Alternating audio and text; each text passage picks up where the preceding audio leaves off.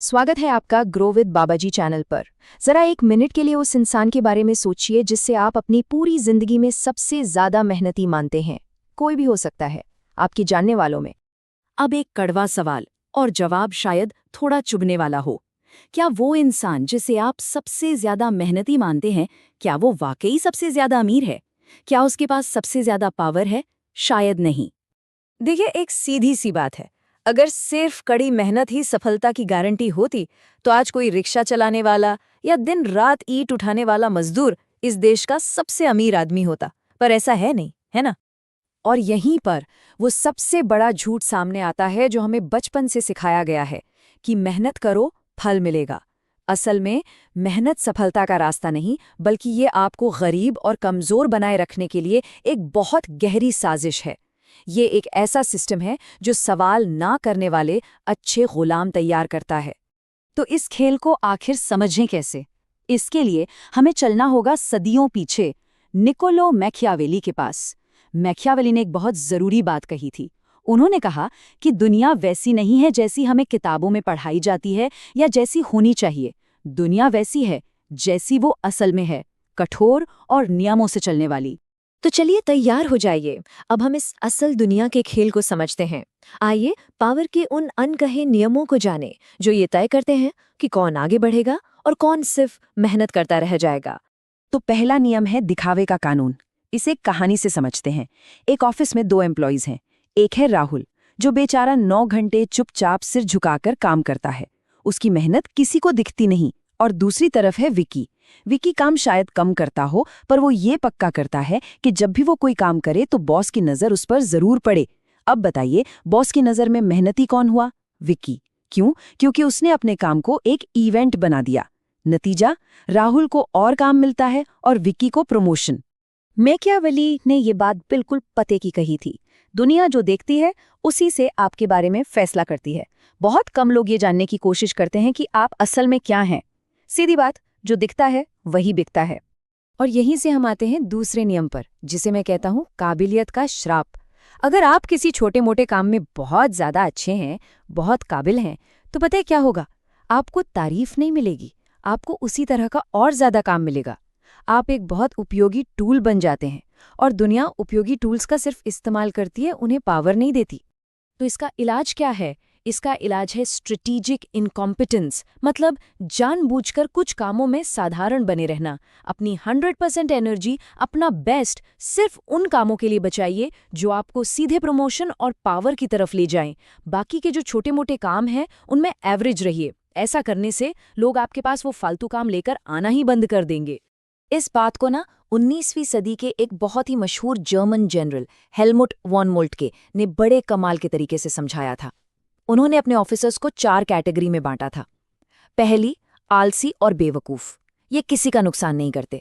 दूसरी, मेहनती और बेवकूफ, उन्होंने कहा ये सबसे खतरनाक हैं, इन्हें फौरन हटा दो। तीसरी, मेहनती और स्मार्ट, ये बहुत अच्छे स्टाफ ऑफिसर बनते हैं।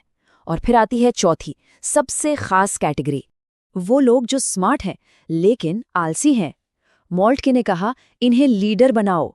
क्यों स्मार्ट और आलसी ही क्यों? क्योंकि एक स्मार्ट और आलसी इंसान किसी भी मुश्किल से मुश्किल काम को करने का सबसे आसान, सबसे छोटा और सबसे असरदार रास्ता खोज निकालेगा।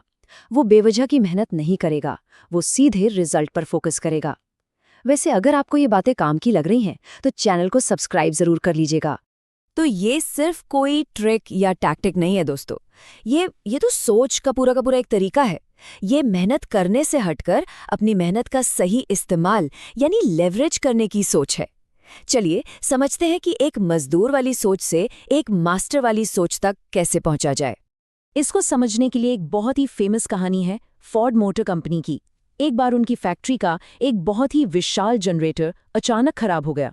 अब सोचिए, पूरी की पूरी फैक्ट्री रुक गई। हर दिन लाखों डॉलर का नुकसान हो रहा था। फोर्ड के सारे इंजीनियर्स हार मान गए। फिर एक एक्सपर्ट को बुलाया गया जिनका नाम था चार्ल्स स्टाइनमेट्ज। वो आए। उन्होंने कोई बड़ा औजार नहीं उठाया, वो बस घंटों तक उस विशाल मशीन की आवाज को सुनते रहे, उसे परखते रहे और फिर अपनी जेब से एक छोटा सा चौक का टुकड़ा निकालकर मशीन पर एक निशान बना दिया। उन्होंने इंजीनियरों से कहा, इस निशान वाली जगह के अंदर की कॉइल बदल दो। और कमाल हो गया, मशीन चल पड़ी। कुछ दिनों बाद फोर्ड कंपनी को स्टाइनमेट्स का एक बिल मिला, और बिल कितने का था? पूरे $10,000 का।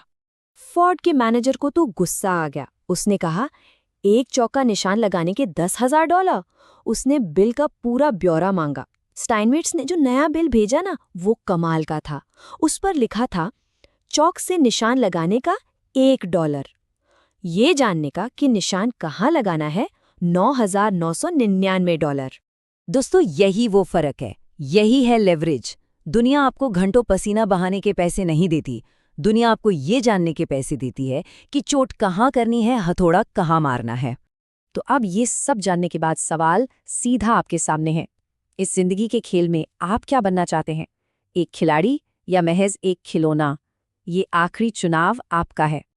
आप खुद से पूछिए, क्या आप अखाड़े में लड़ने वाले वो ग्लैडिएटर हैं जिसका खून बह रहा है और दुनिया तालियां बजा रही है?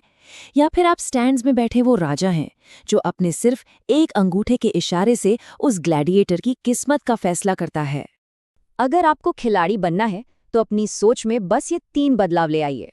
पहला, दूसरों से तारीफ और शाबाशी की उम्मीद करना बंद कर दीजिए।